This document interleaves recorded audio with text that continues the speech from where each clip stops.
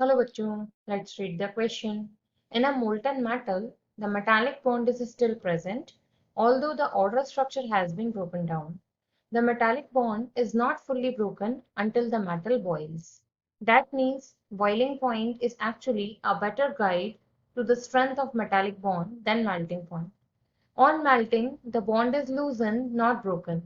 तो क्वेश्चन में क्या मांगा है? The order of boiling point and melting point of zinc, cadmium and mercury respectively is. तो यहाँ से इस क्वेश्चन में हमारा की कंसेप्ट क्या कहता है कि हमको यहाँ पर बात करनी है boiling point and melting point के बारे में। अब देखो यहाँ पर क्या करते हैं, पहले जो भी यहाँ पर एटॉमिक नंबर के साथ इनका कॉन्फ़िगरेशन कर लेते हैं। सपोज मैं यहाँ पर जिंक की बात कर रही हूँ, पहले जिंक लिया एटॉमिक नंबर 30, तो यहाँ से इसका कॉन्फ़िगरेशन क्या हो जाएगा, आर्गन, और ये यहाँ आ जाएगा 3d10 4s2। इसके बाद हम यहाँ ले लेते हैं कैडमियम जिसका एटॉमिक नंबर होता है 48, और इसका कॉन्फ़िगरेशन यहाँ से आएगा आपका क्रिप्टन, और ये हो जाएगा यहाँ 3d की जगह 4d10 5s2।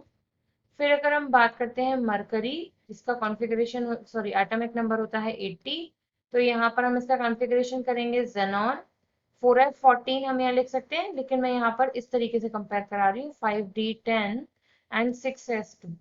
अब देखो यहाँ पर अगर आप नोट करो, यहाँ आप क्या देख रहे हो कि जो d ऑर्बिटल है वो भी पूरी तरह भरा हुआ है, और जो s ऑर्बिटल है वो भी आपका कंप्लीटली फिल्ड है।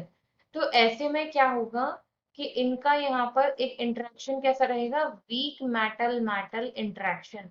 देखो क्वेश्चन में ये भी पूछ लेता है कि जिंक, मरकरी और कैडमियम का बॉइलिंग पॉइंट मेल्टिंग पॉइंट लो क्यों होता है, तो आप उसका आंसर ये मार्क कर सकते हो because of weak metal metal interaction.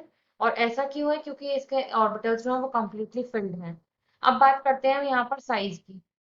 अगर आप नोटिस करो तो अप टू डाउन अगर हम यहाँ इस जगह देख रहे हैं कि साइज जो है वो क्या कर रहा है, यहाँ पर इंक्रीज करता जा रहा है। और हम ये बात जानते हैं कि जो मेटालिक बॉन्ड्स हैं ये आपके साइज के इनवर्सली प्रोपोर्शनल होते हैं। तो मतलब साइज जितना बड़ा मेटालिक बॉन्ड उतना कम हो जाएगा।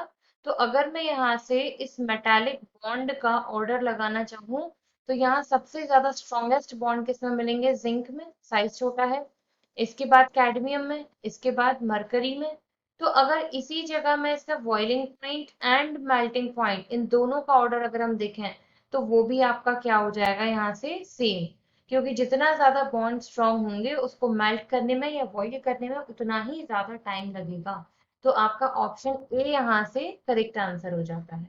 I hope you understood well, thank you.